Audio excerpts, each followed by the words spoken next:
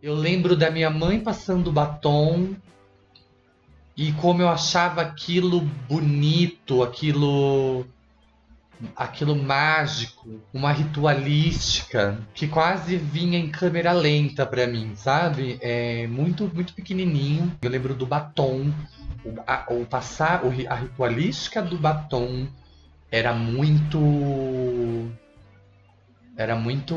forte, assim. É a primeira coisa que eu vi como LGBT, sabe? Nem sabia sobre trans, não sabia o que era, nada. Eu tenho essa memória, acho que 7 ou 8 anos, eu acho. Daí,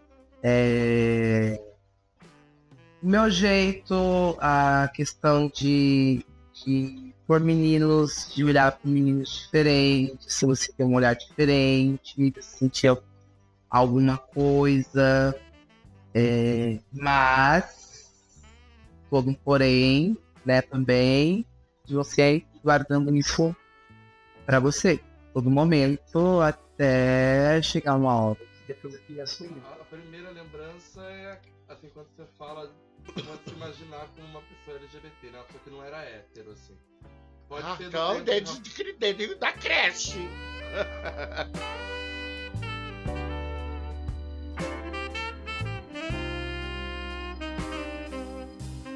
Eu acabei indo no Trabalhador. E quando eu fui, meu Deus do céu, eu falei, gente, que lugar maravilhoso é esse? Pronto, acabou. Eu não fui mais na Saltense, não fui mais em Ideal, Guarani muito menos. Eu ia sexta, sábado e domingo no Trabalhador. E lá, nossa, eu me achei no lugar, sabe? Gostei muito, não tinha... Nossa, que falta que faz, eu falo mesmo. Hoje em dia é difícil eu sair, né? Porque eu já tenho idade, pelo local que eu moro, condução. É difícil eu sair, mas se tivesse Trabalhador ainda, com certeza de vez em quando eu iria. A Drica top. Também veio numa. Acho que, sei lá, tinha 17, 18, 19, 20, não lembro, por aí. Hoje eu tô com 43, há 20 e poucos anos atrás. Eu me montava, peguei essa. Eu e minhas amigas, né, várias, ainda.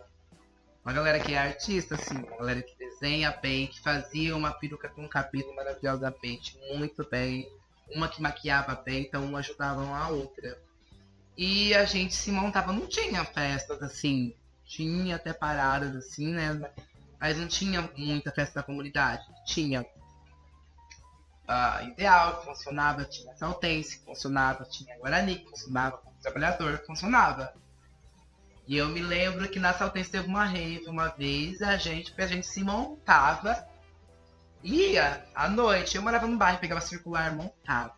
Eu e minha amiga que eu tenho, que é a Alessandra, que é a Alessa Schaper, foi super amigo meu. E a gente ia montada, pegava ônibus montada, louca de ônibus. Agora eu não sei se eu fiz isso não, gente. Mas eu fiz. Então a gente ia montada, ia pra Saltense, Luca bom não, ouvindo xingou não, mas a gente tava lá. Chegou uma época que eles contrataram a gente pra fazer show na Saltense. A gente foi numa noite, a gente fez show lá também. Já fui no Clube Ideal também montada, a gente fomos pra lá também. E acho que o mais louco foi fazer show numa escola à noite, gente. Foi no Nazarena, também fizemos show no Nazarena, montadérrimas e tudo muito mais, tudo muito louco, assim. Então, assim, recordando de algumas coisas, né? Teve muitas outras, claro. Mas foi bacana essa questão. E essa questão quando vai se montando, né? A primeira vez você é feia, horrorosa, uma maquiagem feia, horrorosa, vai feia. Depois você vai aprender. Tudo é prática, né? Acho que tudo é prática, como dublagem, é como estudar, você fazer uma faculdade. Você não sabe ali no primeiro momento. Você vai aprendendo. Então a gente foi. E também a gente se ajudava muito. E eu lembro de ir numa festa. Eu tinha 18 anos. Foi uma das primeiras festas que eu fui no Clube Saltense aqui, em Salto, né? Tinha um clube. E foi uma festa rave que fizeram.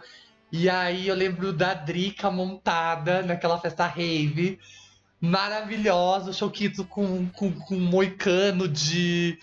Eu nem lembro o que era que eles usavam, que era um cabelo vermelho, assim, todo gótico, com salto enorme em cima do queijo. E a Drica atrás, em cima do... Ela tava em cima do... Ai, não sei nem se eu posso falar isso. Mas ela tava em cima do... Não tinha esses pilares que... Não sei o nome deles, que pras tendas ficar de pé? Não é pilar, né? Tem um nome. Ela subiu em cima do pilar de salto alto, sabe? Com uma saia de prega, com toda montada. E dançando lá em cima, e eu ouvia aquilo, eu ficava assim. E eu todo mirradinho, gayzinho, assim, tímido, né? Com aquela camisetinha simples que ela podia usar, aquela calça normalzinha. E eu via aquilo e ficava assim, meu Deus, eu quero isso. Eu quero... Quem são essas pessoas? E muitas outras. Tinha a Ferlinha, Fernando, tinha a Gisele Top, que infelizmente não está mais entre nós. E que era uma travesti gigante, assim, igual eu. E muito bem vestida sempre. E ela batia os cabelos, assim, aquelas perucas maravilhosas, aquelas roupas incríveis. A Crystal, né, que hoje não se monta mais, mas andava sempre esse grupo, né? A Alessa, que também não está mais entre nós, que também já faleceu, mas que se montava de uma maneira incrível. Tinha também Valério. E era um grupo, né? Era um grupo que era Valério, Cristal, a Gisele Top, Ferlinha, Drica. E era um grupo muito grande que quando chegavam nas festas era como se fosse artista, sabe? Era como se fosse... Não era só uma mulher, ou não era só alguém montado, era sei lá, uma atriz de Hollywood que tinha chegado ali, naquele local. Tava acima do gênero. Combinei com a minha amiga Mona Lisa de Godoy, não sei se vocês conhecem. Hoje ela tá na Itália, ela mora já faz tempo que ela tá pra Itália. Mas ela era daqui, ali do Santo Antônio, Santo Inácio. A mãe dela ainda mora ali. E a gente sempre ia juntas. Aí eu combinamos com ela, tanto eu quanto ela botamos um vestido na casa de uma amiga nossa e fomos pro Trabalhador. Lindas. E daí, menino, eu já nem pagava, porque eu entrava como mulher, eu já era conhecida como mulher, já... E desde aquela época eu já usava o banheiro feminino do clube. Aí depois de um tempo teve um problema. E aí tinha um banheiro lá em cima, que era só um banheirinho sozinho que tinha. E embaixo também tinha um. Aí acabaram deixando pra gente usar ali para não ter problema mais de entrar no banheiro. Então a gente ia, então o clube mesmo se prontificou. As festas da Chica Pimenta, a gente quando marcava, não tinha um que não ia. Todas. E todos os boys também. Todos. E assim, 2 dias de festa praticamente. Pegava o Pilex, por exemplo, o Pilex pegava sábado e usava domingo, usava final de semana. Então a galera dormia. Eu mesmo ficava virada. Hoje eu não tenho mais esse pique. Mas na época eu tinha muito. Então a gente ficava e ali, ó, tudo. Tinha os shows, tinha concurso de show. Então a Chica Pimentão fazia muito isso quando não era na casa dela. Tinha também essa coisa de se reunir na casa de alguns. Tinha também, a gente falava, não acho, bem, a Bicha Alicate também, que fazia umas festas muito loucas na casa dela também, que eu acho que era clandestina. Que a casa não era dela, enfim. Tinha também... quem mais dava festa? Assim, o horário do também. Já deu festa na casa dele, Dona Ruth saía. Ela dava festa na casa dele também. Já teve festa lá. Enfim. Outro que também já foi, finado Luiz e Newton Cabeleireiros também, quando moravam no show. Aqui da esquina de baixo, perto daqui, descendo, que tinha um salão na casa do Sobrado. Já tinha uma festa telefônica ali também. Então, quando não tinha hoje essas festas igual a Parada de Salto, né? Fazem, Indaiatuba também faz e tudo. Era assim, as festas se reunia na casa, tal, em alguns lugares assim, isso acontecia, mas era muito bom, era muito bom. Era um divertimento ir de segunda-feira que o salão não abria. Porque daí eu trabalhava no salão do Rony, né? De lavando cabelo, essas coisas. Até que eu comecei a Rony, o Herbert Coraza, começaram a me levar para as boates. Na HS em São Paulo, na Sintonia, Double Face em Campinas, na Nostro Mundo em São Paulo, na Proibidos. E aí eu comecei a ver, a conhecer travesti e saber que ganhava dinheiro chupando e dando. Que não precisava dar e chupar de graça, que se ganhava dinheiro. E aí, o emprego cada vez ficou mais difícil mesmo, né? Eu fiz Senai, eu sou formada, eu fiz magistério, fiz 3 anos de faculdade de pedagogia. Só que quando eu vi que eu não estava, quando eu prestei um concurso público e a hora que eu fui pegar a sala de aula na delegacia de ensino e me barraram, eu falei, pra que eu vou continuar pagando faculdade se eu não posso dar aula? Eu tenho que viver, eu vou fazer programa, vou me prostituir. E dali, porque na época você não tinha. Hoje você tem emprego, hoje arruma emprego. Hoje tem bastante, ó.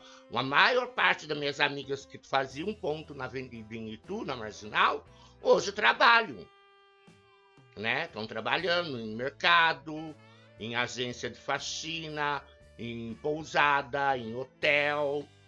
Estão trabalhando, registrada, né? Mas na época não tinha. Antigamente, claro, né, ainda existe preconceito e muito, mas antigamente acho que era mais ainda, muito mais. E hoje eu tô assim mais, vamos dizer, normativo na maneira de se vestir, sobrancelha, mas essa sobrancelha já foi raspada. Eu já usei lente, eu já fiz show em escola, e era uma época pior, que eu era novo, eu vim pra Salto, eu sou paranaense, e eu vim pra Salto, eu cheguei com 14, 15 anos. Então, era uma época bem ainda conturbada em relação a isso, não tinha lei ainda que ia assediar a gente, né, enfim. Então a galera xingava na rua, você ouvia, hoje, se eu fecho o olho, eu me lembro nitidamente. As pessoas xingavam, você não podia fazer exatamente nada, né? E toda aquela coisa ainda, né? Porque eu fui me assumir na adolescência. Também tinha tudo isso, mas já tinha trejeito de game. Voz, coisas, né? Mas... E deu uma alavancada muito grande. Isso é muito importante.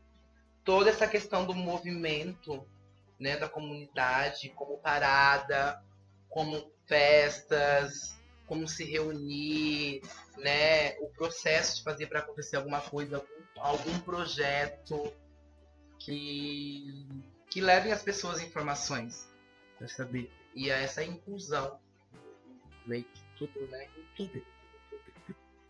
Eu lembro de um amigo que era gay. E ele veio pra cidade pra ser bailarino. Né? Que muitas pessoas vêm pra cidade pra fazer arte. E ele era uma dessas pessoas. E um dia ele apareceu no ponto que eu tava fazendo programa, que é, né? Eu fazia programa ali no ponto clássico das travestis, que eram na Monsenhor Couto. E eu não entendi. Bem. De uma maneira bem, sabe, uma peruca bem básica. Você via que a pessoa não tinha condições e também estava começando. E ele ia lá fazer programa com a gente e eu não entendi o porquê que ele estava abandonando a vida de artista para estar ali com nós, sabe? E se tornamos próximos, né, devido ao trabalho na prostituição. E eu vi essa pessoa se acabar em drogas e na vida que eu estava. E aquilo foi um grande choque, porque foi a primeira pessoa que eu vi entre as minhas amigas manas travestis que estava se destruindo. E eu não podia fazer nada. Ele sofreu. Ela, né, depois virou. Ela se transicionou, virou ela. A gente chamava ela de Kimberly. E ela foi arrumando confusões, sofrendo violência atrás de violência, se drogando cada vez mais para poder conseguir aguentar, para conseguir fazer parte daquele mundo também de nós travestis. Mas ela foi se perdendo naquilo até chegar ao ponto de ser, né, de tudo que a droga leva, né, gente? A prisão, instituição, até chegar no momento da morte, né? Da morte dela. Muito cedo, muito jovem, mais jovem que eu. Aquilo me chocou quando eu tava ali e me fez pensar o que eu tava fazendo da minha vida. Me fez querer modificar. Quando ela me contava aquelas coisas de arte que ela fazia, eu pensava, nossa, que saudade daquilo. Eu queria estar lá de novo. Porque aí a gente não se sente nem digna de ir no teatro assistir. Né? A gente abandona, vira um lugar de dor. Mas foi passando o tempo e eu fui lidando em mim que o meu vício também com a droga estava progredindo e eu não queria morrer daquela maneira. Mesmo porque eu ia demorar pra morrer. Porque a droga ela te humilha, ela não te mata de uma forma rápida. E aquilo que aconteceu com ela iria acontecer comigo. Não tinha outro caminho. Aquilo iria acontecer comigo. Eu ia perder o meu controle completamente e as pessoas iam fazer o que elas quisessem. Então eu decidi sair daquela vida. E é aí que eu resolvo entrar na sociedade. Quando eu resolvo entrar na Irmandade, né, Narcóticos Anônimos, fui numa reunião e ali naquela Irmandade Anônima eu descobri o que é adicção e que se trata de uma doença e não falta de caráter. E descobri que pessoas que veio de onde eu vim estavam vivendo limpas e bem. E eu falei, se eles podem, eu também posso. Igual, sei lá. Quando eu me assumi, por exemplo, né? Que eu sabia desde pequeno. Mas até eu não teria coragem. Porque você pensa na sua família, você pensa na sociedade, você pensa que vai sofrer e tudo mais. E daí acaba um momento que você precisa falar. Então, quando eu chego nesse momento, a primeira coisa que eu falei foi com meus amigos, e não eram os amigos que estavam lá, meus amigos eram gay, não. Eu tava numa festa de amigos héteros, que eu tenho amizade com eles até hoje, tá bom? É uma galera que tá longe, mas conversa comigo, às vezes eu encontro, me abraço. E eles foram os primeiros que eu fui falar, assumidamente, acho que já sabiam, eu fui falar que era gay. Aquele dia foi um chororô. Daí um dia que marcou foi quando eu assumi eles pra minha família. Mas primeiro foi eles, mas todo mundo me acolheu. E foi um chororô, eu chorava, eles choravam, dizendo que não mudava em nada a nossa amizade, nossa relação. Isso foi uma coisa muito bacana. Eu tava no meio de uma festa e eu parei pra fazer isso. E foi assim, me marcou muito, tá? E com a minha família foi diferente, porque eu não tive coragem de ir direto falar pra minha mãe e meu pai. Então primeiro eu levei pra minha quem? Meus irmãos. As figuras femininas além da minha mãe em casa, que são tudo homem. E eu levei. E as minhas irmãs depois foi e falou pra minha mãe. Eu não tive essa coragem no momento. E daí eu lembro como hoje, quando a minha mãe veio falar comigo, ela veio chorando, me abraçou e coisa de mãe. Falou, toma cuidado, aquela coisa, preocupação de mãe, porque a mãe sabe que se você vai sofrer na sociedade, né? Então acho que a mãe deve pensar, eu pensava naquilo, ela deve pensar 1000 coisas, uma mãe deve ter na cabeça, né? Meu filho é gay, né? Sei lá, vai sofrer na rua, ou pode acontecer na rua com ele. Então ela estava chorando, e daí depois a minha mãe contou pro meu pai. Já o meu pai não falou nada, nunca falou nada, mas também nem precisou. Entendeu? Sempre fiz, e olha que minha mãe fez 80 anos. Eles são de uma época bem mais, né? Mas meu pai também nunca me disse nada. E via eu sair da casa, tipo, com roupa mais afinada ou coisa, mais coisa. Mas nunca me disse nada. E minha mãe foi só esse o conselho que ela deu. Entendeu? Cuidado, isso. Nunca julgou ninguém da minha família. Não posso falar, nem mesmo ninguém. Nunca julgar, você é gay, você é isso, você é viado, você faz isso. Ninguém. No momento que eu vivi com eles morando, ninguém. Então eu tenho esse privilégio com a minha família de saber o seu ponto. Então, a primeira instância com a minha mãe, eu tive um grande choque. Nós ficamos quase 6 anos sem se falar. Tanto é que daí eu saí até de casa. Meu pai não. Meu pai até me aceitou bem. Coisa que é o contrário, né? Geralmente é o pai que não aceita e a mãe aceita. Eu lá em casa não. Minha mãe até me achou separado do meu pai. Aí por isso que eu saí de casa. Porque meu pai não queria que eu saísse de casa. Minha mãe falou que se eu continuasse assim e meu pai não tomasse uma atitude, ela ia separar dele. Aí eu peguei e eu saí. Então eu fiquei... Mas eu até entendo minha mãe, porque minha mãe era da família tradicional da cidade. Meu pai não, meu pai era aqui do sítio. Meu avô tinha fazenda, então... Tanto é que minha mãe, a minha avó, mãe da minha mãe, não queria que minha mãe e meu pai se casassem. O meu avô, o pai da minha mãe, que aceitou o casamento dos dois. Então, a minha mãe era mais conservadora. Pela família que ela... Uma das primeiras famílias que veio de Portugal, na cidade, junto com várias outras famílias. Então, tinha um pouco de nome, sabe? De status. Então, ela se preocupava muito com o que o povo ia falar. Né? Até que ela viu que não adiantava de nada, que falariam do mesmo jeito. Eu vestida de mulher e eu sem estar vestida de mulher iam falar. Então, mas foi difícil para ela aceitar. Ela precisou, porque ela teve vários câncer, ela tinha problema no coração. Inclusive foi na última cirurgia que ela teve que aí ela viu que realmente eu era uma pessoa que ela teve que ficar morando comigo para cuidar dela, né? Todo o pós-cirúrgico, né? Praticamente durou 1 ano que ela fez transplante, então abre, né, tudo, né? Foi 1 ano ela morando na casa da travesti que fazia programa. E tipo, remédio, comida. E ela via que não era porque eu fazia programa que eu era promíscua dentro de casa. Sabe? Aí ela viu que não era o que o povo falava. E de todos os filhos, que eu tenho mais uma irmã e um irmão, eu é o que dava mais atenção para ela, né? Que tinha paciência com ela. Então, aí ela viu que... E aí acabamos se virando as melhores amigas. Ninguém vai nada sozinha. Não vive sozinho. Não tem como fazer as coisas sozinho. Você não nasceu sozinho. Quem te fez? É impossível a pessoa falar que faz, eu passo sozinho. Quando você faz sozinho? É impossível. Seu dinheiro tá onde? Você tem, sei lá, você tem 3 milhões, onde tá esse dinheiro? Tá aplicado aonde? Vamos.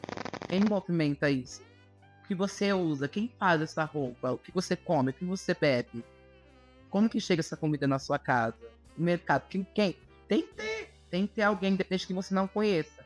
O Choquito foi um grande amigo. Eu lembro que era o Choquito, o Elcio, o Alexandre e o Rogério. Eram o ciclo mais próximo de mim. O Rogério estudou comigo e participou de... Então eu assumi primeiro na escola e ele, né, assumiu em seguida. Daí nos tornamos amigos. Em seguida conhecemos o Elcio e o Choquito.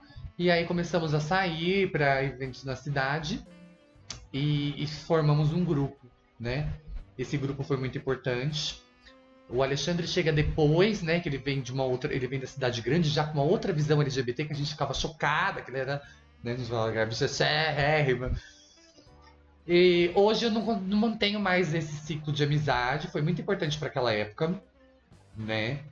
Eu lembro que no processo de assumir, de contar para os pais, eu participei disso do Rogério, ele participou do meu, o Choquito participou do processo dos meus pais, da rejeição que aconteceu com os meus pais, de quando eu fui expulsa para fora de casa. Então, o Rogério e o Choquito e o Elcio estavam sempre ali. Com quem mais eu falo, quem mais vem aqui é a Isabela mesmo. A Nicole e ela são da mesma faixa de idade. Quase são irmãs gêmeas também, Ruth e Raquel. Porque são bem parecidas, né? De fisionomia, tudo, né? Mas a Nicole começou a trabalhar no salão comigo, porque eu tive uma época que eu tive, acho que uns 10 anos, eu tive salão. Logo que eu parei de me prostituir na rua, né? Aí eu tive um salão, e aí depois que minha mãe faleceu, aí veio a pandemia, eu fiquei... E fechei, não fui mais atrás de salão, nada. E acabei vindo morar aqui na chácara, né? Pra não pagar mais aluguel também, então...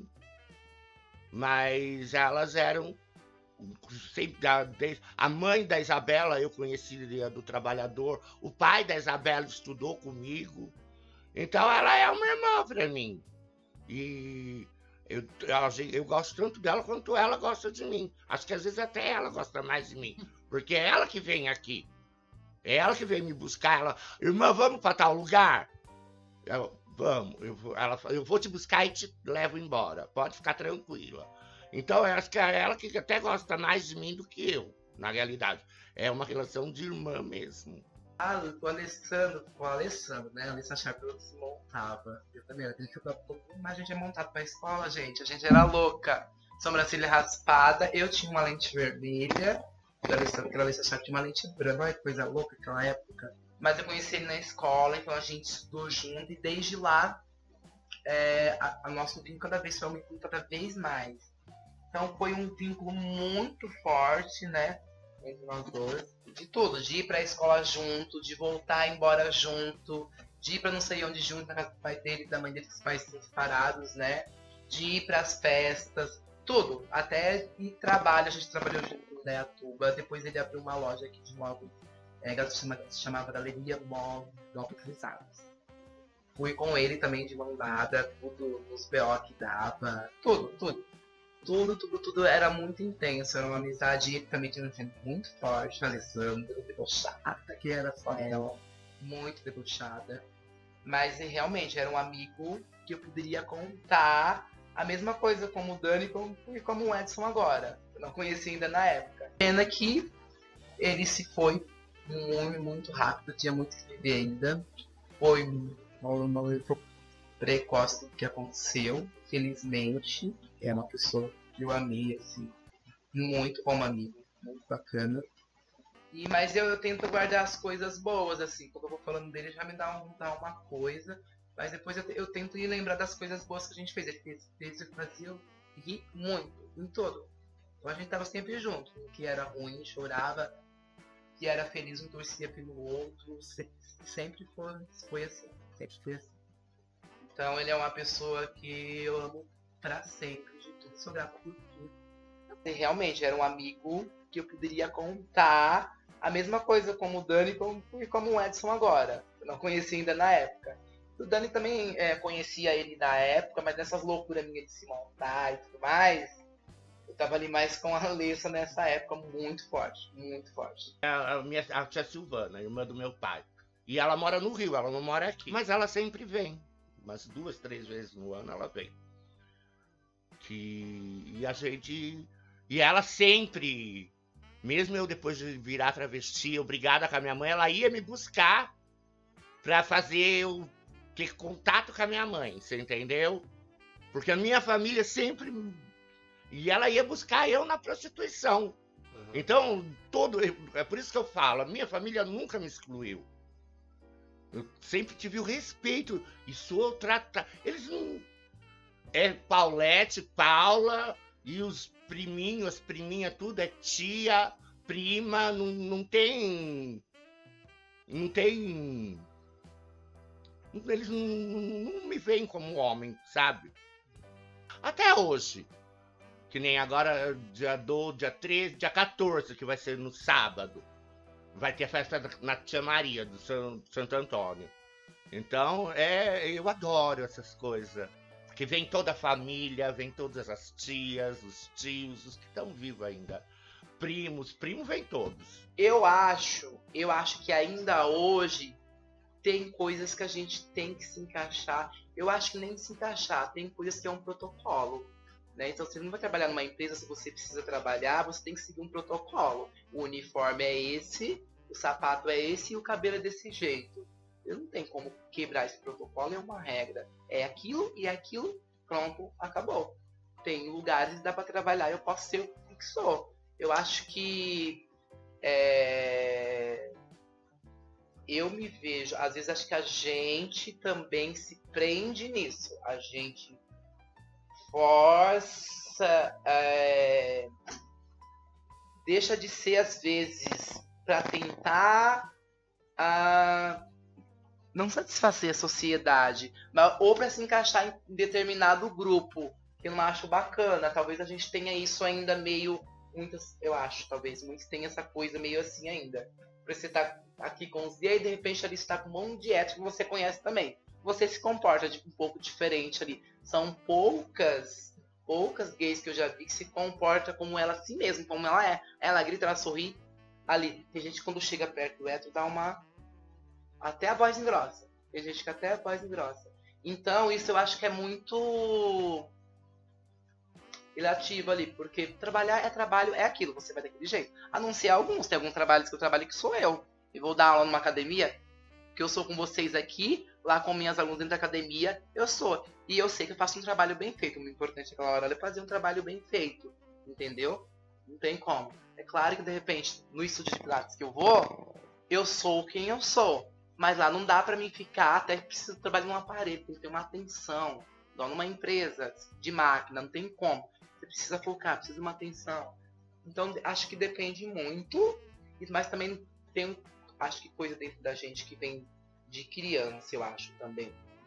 Por ter sofrido muita coisa, às vezes a gente fica meio assim. Eu falo às vezes pra vocês, né, que eu ouvi muito essa coisa, viado, xingava muito. Então, às vezes, quando eu falo essa coisa de encarar hétero na rua, eu não consigo ficar muito tempo olhando. Quando eu tava falando de ir no banheiro da academia, quando eu saio de uma academia para outra, para me trocar, que tem gente dentro, eu não gosto de ficar encarando. Eu troco o mais rápido possível e saio, senão pra pessoa não achar que eu tô paquerando. E às vezes eu acho a pessoa bonita mesmo, olha, que moço bonito, que cabelo bonito, que isso bonito. Mas às vezes eu nem fico olhando muito pra pessoa se ela é hétero, talvez a pessoa nem é, enfim. Mas eu não gosto pra não parecer, então daí isso é uma coisa minha, daí eu já me ponho no meu lugar por respeito também. E sigo a vida. Eu tava comentando com a Isa esses dias, a Isabela Milanês. Bicha, eu não sei se eu não vejo, ou se eu sou muito idiota, porque eu não fico procurando. Porque quando eu não saio com a preocupação se vai ter alguém olhando de sorrisinho pra mim. Eu sou uma pessoa que me aceito. Sabe? Então, pra mim, pouco importa se tem alguém rindo ou alguém... A não ser que chegue e me dê um empurrão. Aí já a conversa muda. Você entendeu? Agora, ao ponto de ficar... Ai, cutucando, olha ali. Eu não vejo isso, Edson. Eu não vejo. Lógico, viado, isso eu escutava. Mas que nem... Tem gente que entra no mercado e fala, estão fazendo discriminação comigo. Gente, eu entro no mercado, eu não vejo nada disso. Eu não vejo, porque eu não fico procurando se estão olhando para mim ou se não estão olhando para mim. Para mim é natural ser o que eu sou. Então eu ando, vou no balcão, peço, vou na prateleira, pego, vou no caixa, pago, saio e não olho, não vejo. Então acho que é isso. A galera de hoje pegou ali muitos mais velhos até que eu, abriram muitas portas para tudo. Para tudo. Não vê o Black que acontece no Black Dog. Muito alternativo. Olha, que se conhecia agora. Muito alternativo. Essa inclusão, entendeu? Mas antes não tinha essa inclusão.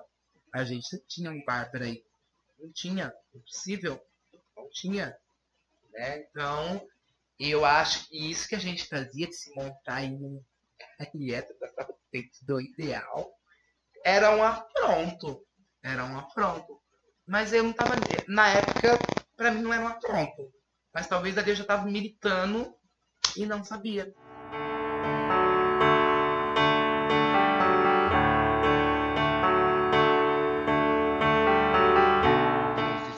semana passada fui eu, ela, a mãe, jantar no restaurante lá, porque ainda não comentando, né? E eu falei, eu nunca fui, Isabela, nossa, eu tenho até nojo. Achando, né? Não, vamos que você vai ver. Tem grelhado. Eu falei, Isabela, vamos ver esse tal de grelhado. No fim eu comi tanta coisa que eu só não comi o peixinho cru mesmo, esse não peguei. Mas teve um monte de coisinha que eu comi. Agora toda chicosa, né? É. Mas eu não sabia nem mexer no pauzinho, ó. Desse não. Nossa! Não, nesse não. Mas hoje em dia eles já são tão... que tem até um adaptadorzinho, né? Que aí é só apertar e soltar que não precisa pôr nos dedos. Tem que malabarismo todo. Né, não precisa. Ela falou, pode ficar tranquila. Mas já que eu cheguei, eu falei, meu Deus do céu, cadê o talher daqui? Eu não vou, Isabela, eu não sei mexer nisso. Ela falou, fica calma. Como eu falei pra vocês, tinha as amigos assim que maravilhosos. A Sara, por exemplo, ela desenha muito bem, além de fazer ali um figurino muito bem. Entendeu? Tinha a Tana, tinha. Eu não lembro agora o nome do Valério, qual era o nome dele, drag agora. Que também fazia uma peruca maravilhosa também. E a Sara, além de desenhar, ela fazia maquiagem também. Então a gente tinha essa troca, entendeu? E emprestava também a roupa um do outro. A Alessa tinha a irmã dela, ainda existe a irmã dela, né? Enfim, pegava a roupa dela, a roupa dela. E ainda assim, às vezes a gente trocava, emprestava. Ou criava daí. Ou criava com alguma coisa. Sei lá, o saco de bicho vai virar um figurino. Mas vai virar. É com CD? É isso, agora vai criando, a sua mente vai fluindo. Não, é isso, então não é isso. E era uma loucura. Às vezes tava feio um dragão, tava, mas era aquilo.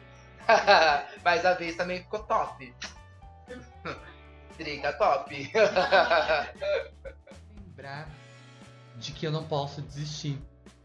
De que eu não posso voltar pra drogadição. De que eu não posso me acomodar na prostituição. De que eu não posso desistir dos estudos. De que eu não posso desistir de conseguir trabalho, de que eu não posso desistir de ser artista, de que eu não posso desistir de acreditar que eu também mereço afeto, de que eu vou conseguir esse afeto da maneira de amizade, da maneira romântica, de todas as maneiras que eu mereço. Então é isso que essa tatuagem representa, que eu não desista, que eu resista, que eu não fraqueje, porque a gente cansa de lutar, né? Militar cansa, ser ativista cansa, a gente só queria viver normal, assim, apenas viver, né? Então essa tatuagem é pra me recordar o tempo todo de onde eu venho, pra onde eu quero ir. É isso.